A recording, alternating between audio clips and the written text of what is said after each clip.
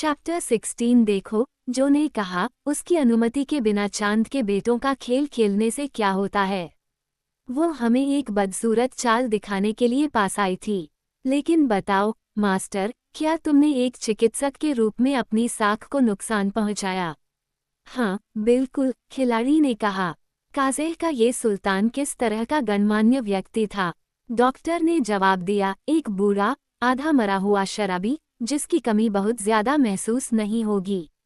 लेकिन इस सब का सार यह है कि सम्मान क्षणभंगुर होते हैं और हमें उन पर बहुत ज्यादा मोह नहीं करना चाहिए। ये तो बहुत बुरा है। जो ने कहा, मुझे ये बात पसंद है, पूजा की जाए, आप जैसे चाहें भगवान बन जाएं। क्यों, इससे ज्यादा कोई और क्या चाहेगा? वैसे चांद भी निकल आया और पूरा लाल, मानो वो गुस्से में हो। जब तीनों दोस्त इस और दूसरी बातों पर बातचीत कर रहे थे और जो रात के प्रकाश को एक बिल्कुल नए दृष्टिकोण से देख रहा था, तो उत्तर की ओर आसमान घने बादलों से ढक गया और नीचे की ओर गिरते हुए बादलों ने एक बहुत ही भयावह और खतरनाक रूप धारण कर लिया। धरती से लगभग 300 फीट की ऊंचाई से आने वाली तेज हवा ने गुब्बारे को उत्तर उत्तर पूर्व की ओर धकेल दिया और उसके ऊपर नीला गुंबद साफ था, लेकिन वातावरण बंद और नीरस लग रहा था। शाम के लगभग 8 बजे विमान यात्रियों ने खुद को 32 डिग्री 40 मिनट पूर्वी देशांतर और 4 डिग्री 17 मिनट अक्षांश पर पाया। वायुमंडलीय धाराएं, जो पास ही में एक तूफान के प्रभाव में थीं, उन्हें 30 से 35 मील प्रति घंटे की रफ्तार से चला रही थीं। एम्फुटो के लहरदार और उपजाऊ मैदान तेजी से उनके नीचे से गुजर रहे थे। ये नज़ारा काबिले तारीफ था और उन्होंने इसकी तारीफ की। डॉक्टर फर्ग्यूसन ने कहा, हम अब चंद्रमा के देश में हैं, क्योंकि इसने अपना वह नाम बरकरार रखा है जो प्राचीन काल से इसे मिला था, निस्संदेह, क्योंकि सभी युगों में चंद्रमा की पूजा की जाती रही है। ये वास्तव में एक शानदार देश है। इससे अधिक शानदार वनस्पति मिलना कठिन होगा। जो ने कहा, अगर हमें लंदन के आसपास भी ऐसा कुछ मिले तो ये स्वाभाविक तो नहीं होगा, लेकिन ये बहुत सुखद होगा। ऐसा क्यों है कि ऐसे जंगली देशों को ये सारी अच्छी चीजें मिलती हैं? और कौन जानता है, डॉक्टर ने कहा, क्या ये देश एक दिन सभ्यता का केंद्र नहीं बन सकता? भविष्य की जातियां यहाँ आ सकती हैं, जब यूरोप अपने निवासियों को खिलाने के प्रयास में थक जाएगा। क्या आप सचमुच ऐसा सोचते हैं? कैनेडी ने पूछा। निस्संदेह, मेरे प्यारे डिक। घटनाओं की प्रगति पर ध्यान दें, जातियों के प्रवास पर विचार करें, और आप निश्चित रूप से उसी निष्कर्ष पर पहुंचेंगे। एशिया दुनिया की पहली नस्ल थी, है न? लगभग 4000 वर्षों तक वह प्रसव पीड़ा से गुजरी, गर्भवती हुई, उसने बच्चे पैदा किए, और फिर जब पत्थरों ने उस मिट्टी को ढकना शुरू कर दिया जहां होम द्वारा गाए गए सुनहरे फसलें खिली थीं, तो उसके बच्चों ने उसकी थकी हुई और बंजर छाती को छोड़ दिया। आप उन्हें युवा और जोरदार यूरोप पर खुद को गिराते हुए देखते हैं, जिसने पिछले 2000 वर्षों से उनका पोषण किया है। लेकिन पहले से ही उसकी उर्वरता खत्म होने लगी है, उसकी उत्पादक शक्तियां हर दिन कम होती जा रही हैं। वे नई बीमारियां जो हर साल मिट्टी के उत्पादों पर हमला करती हैं, वे दोषपूर्ण फसलें, वे अपर्याप्त संसाधन, ये सब एक ऐसी जीवन शक्ति के संकेत हैं जो तेजी से खत्म हो रही है और समाप्त होने वाली है। इस प्रकार, हम पहले से ही लाखों लोगों को मदद के स्रोत के रूप में अमेरिका की समृद्ध छाती की ओर भागते हुए देखते हैं, वास्तव में अटूट नहीं, लेकिन अभी तक समाप्त नहीं हुई है। बदले में, वह नया महाद्वीप बूढ़ा हो जाएगा, इसके कुंवारी जंगल उद्योग की कुल्हाड़ी के सामने गिर जाएंगे, और इसकी मिट्टी अपनी जरूरत से ज्यादा उत्पादन करने के कारण कमजोर हो जाएगी। जहां हर साल 2 फसलें खिलती थीं, वहां पूरी तरह से अपनी ताकत खो चुकी मिट्टी से मुश्किल से एक फसल ही मिलेगी। तब अफ्रीका नई जातियों को वह खजाना देने के लिए मौजूद होगा जो सदियों से उसके सीने में जमा हो रहा है। वे जलवायु जो अब अजनबियों के लिए इतनी घातक हैं, खेती और मिट्टी की जल निकासी के द्वारा शुद्ध हो जाएंगी, और उन बिखरी हुई जल आपूर्तियों को एक आम बिस्तर में इकट्ठा किया जाएगा जो नौवहन की धमनी का निर्माण करेगी। तब ये देश जिसके ऊपर से हम अभी गुजर रहे हैं, बाकी देशों की तुलना में अधिक उपजाऊ, समृद्ध और जीवन शक्ति से भरपूर होगा, एक भव्य क्षेत्र बन जाएगा जहां भाप और बिजली से भी अधिक आश्चर्यजनक खोजें प्रकाश में लाई जाएंगी। आह सर, जो ने कहा, मैं ये सब देखना चाहता हूँ। तुम सुबह बहुत जल्दी उठ गए मेरे बेटे, कैनेडी ने कहा। इसके अलावा वह बहुत ही नीरस समय साबित हो सकता है जब उद्योग अपने लाभ के लिए हर चीज को निगल जाएगा। मशीनरी का आविष्कार करने के कारण मनुष्य अंततः इसके द्वारा खाए जाएंगे। मैंने हमेशा कल्पना की है कि पृथ्वी का अंत तब होगा जब कोई विशाल बॉयलर 3000 मिलियन वायुमंडलीय दबाव तक गर्म होकर फट जाएगा और हमारा ग्लोब नष्ट हो जाएगा। और मैं ये भी कहना चाहता हूँ कि अमेरिकी लोग, जो ने कहा, मशीन पर काम करने वाले आखिरी लोग नहीं होंगे। वास्तव में, डॉक्टर ने सहमति जताते हुए कहा, वे महान बॉयलर निर्माता हैं। लेकिन खुद को इस तरह की अटकलों में बह जाने की अनुमति दिए बिना हमें चंद्रमा के इस देश की सुंदरता का आनंद लेने में संतुष्ट रहना चाहिए, क्योंकि हमें इसे देखने की अनुमति दी गई है। सूरज ढेर सारे बादलों के नीचे अपनी आखिरी किरणें बिखेर रहा था, जो नीचे की जमीन की थोड़ी सी भी असमानताओं को सोने की शिखा से सजाए हुए थे। विशाल पेड़, झाड़ियां, समतल सतह पर काइट, सभी ने इस चमकदार चमक का अपना हिस्सा लिया। मिट्टी थोड़ी सी लहरदार, यहाँ वहाँ छोटी छोटी शंक्वाकार पहाड़ियों में बदल गई। क्षितिज पर कोई पहाड़ दिखाई नहीं दे रहा था। विशाल कांटेदार जंगल की अभेद्य बाढ़ कई गांवों से भरे खुले मैदानों को अलग कर रही थी, और विशाल यूफोर्बिया ने उन्हें प्राकृतिक किलों से घेर रखा था, जो अपनी टहनियों को झाड़ियों और झाड़ियों की मूंगा के आकार की शाखाओं के साथ जोड़ रहे थे। कुछ ही समय में तांगानाइका झील की मुख्य सहायक नदी मालागाजेरी हरियाली के घने घने जंगलों के बीच से बहती हुई दिखाई दी, जो कई जल मार्गों को शरण देती है जो ताज़े पानी के मौसम में बनने वाले झरनों या चिकनी मिट्टी में बने तालाबों से निकलते हैं। ऊंचाई से देखने वाले पर्यवेक्षकों के लिए ये देश के पूरे पश्चिमी भाग में फैले झरनों की एक श्रृंखला थी। विशाल कुबड़ वाले जानवर घास के मैदानों में चर रहे थे और कभी कभी ऊंची घास में आधे छिपे हुए थे। मसालेदार सुगंधों से भरे खिले हुए जंगल विशाल गुलदस्तों की तरह नजर आ रहे थे, लेकिन इन गुलदस्तों में शेर, तेंदुए, लकड़बग्घे और बाघ डूबते सूरज की आखिरी गर्म किरणों से बचने के लिए दुबके हुए थे। समय समय पर एक हाथी झाड़ियों की ऊंची चोटियों को इधर उधर हिलाता था और आप बड़ी शाखाओं की चरमराहट सुन सकते थे, क्योंकि उसके भारी हाथी दांत के दांत उन्हें उसके रास्ते में तोड़ रहे थे।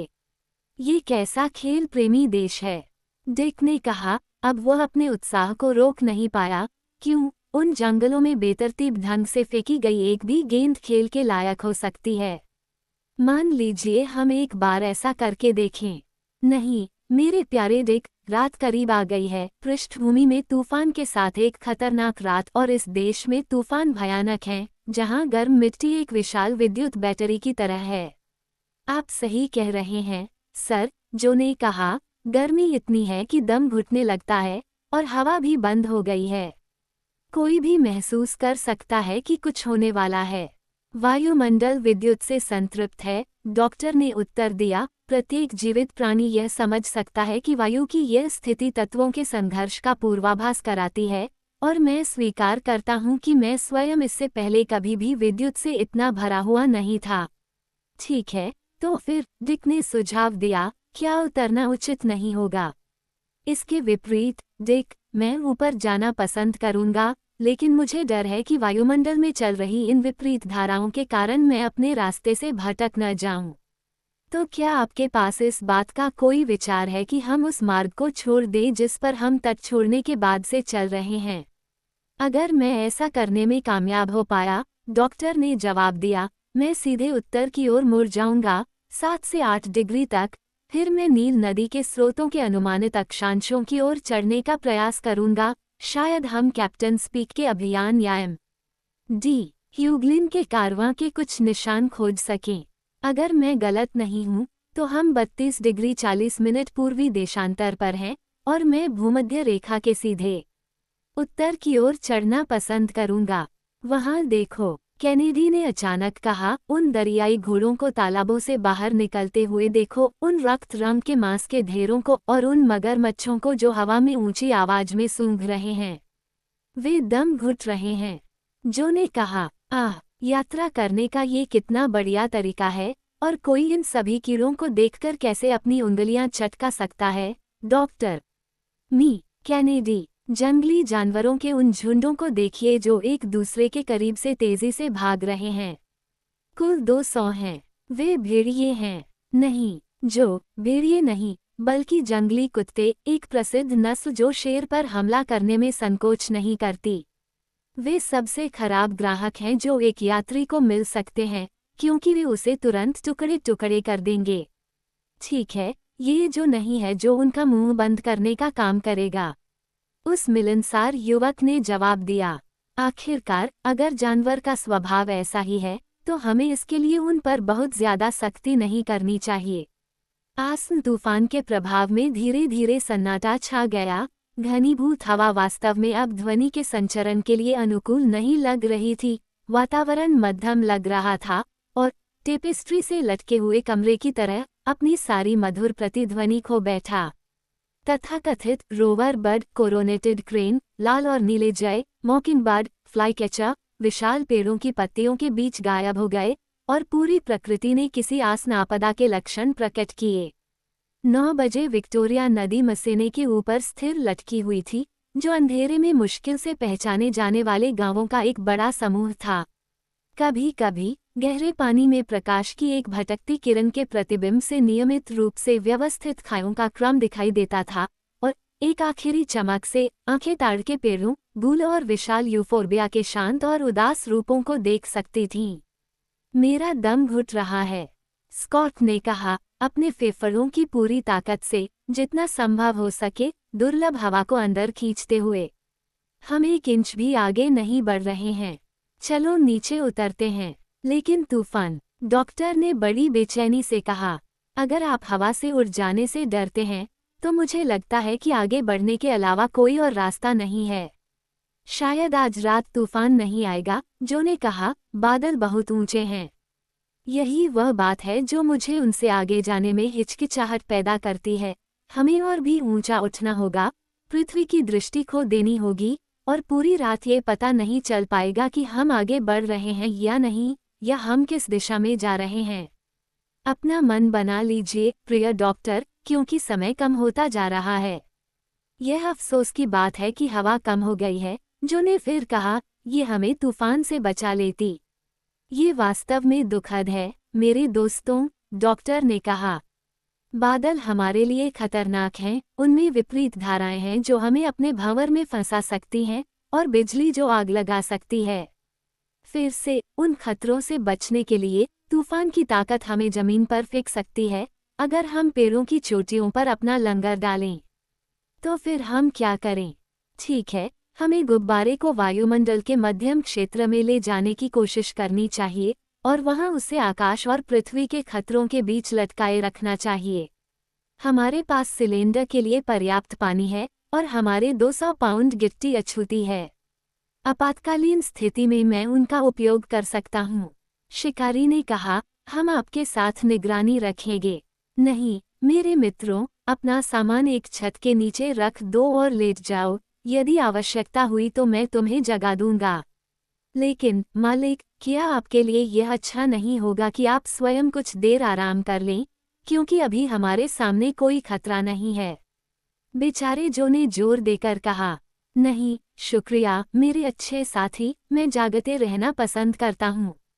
हम आगे नहीं बढ़ रहे हैं, और अगर हालात नहीं बदले, तो हम कल खुद को बिल्कुल उसी जगह पर पाएंगे। तो फिर शुभ रात्रि, सर। शुभ रात्रि, यदि आप इसे ऐसा ही पा सकें। कैनेडी और जो अपने कंबलों के नीचे लेट गए, और डॉक्टर अंतरिक्ष की विशालता में अकेले रह गए। लेकिन बादलों का विशाल गुंबद स्पष्ट रूप से नीचे उतर आया और अंधेरा गहरा हो गया।